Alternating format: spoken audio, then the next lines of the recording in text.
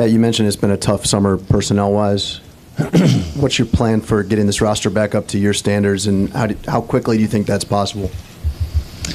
Well, as I said, when I left, after the season, in the season-ending press conference, that Chris is an X factor here. So he's an X factor. You'll find out. That would make the whole thing a lot easier. I also said the priority at that time, not being the priority, not the priority. I said a priority was Hassan Whiteside, and there's no doubt that I was going to meet and talk with him early and get him signed. The fact that Hassan and Justice and Josh and Tyler are all like in that young group of guys. If you want to, we can debate it.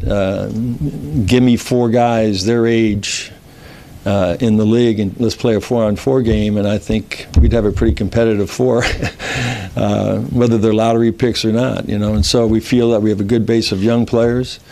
And so now the next step is to see what they can do and to augment this team, and then go from here. We are definitely going to be young. We're going to be playing at probably a different pace next year. What player emerges as sort of the guy, only time will tell. And I think that's a great part about being in my position, is that once you give somebody the responsibility and you say, okay, hey, here it is, man. We push you through the door. I mean, you always talk about this in the locker room, or you think you can start, or you can play 30 minutes, or you want the ball in the last 3 minutes of the game. Then here's your opportunity, and I think we have a couple of guys that are ready for that. I think Goran is going to have a different kind of season, a different kind of responsibility. We'll see what happens with him from that standpoint. Justice, Winslow, we've always sort of looked at him at it's time.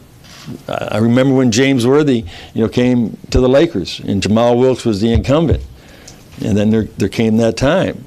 There came that time when it was just a matter of time before James Worthy, was going to take his position. So, are we ready for Justice Winslow to start at the 3? I am.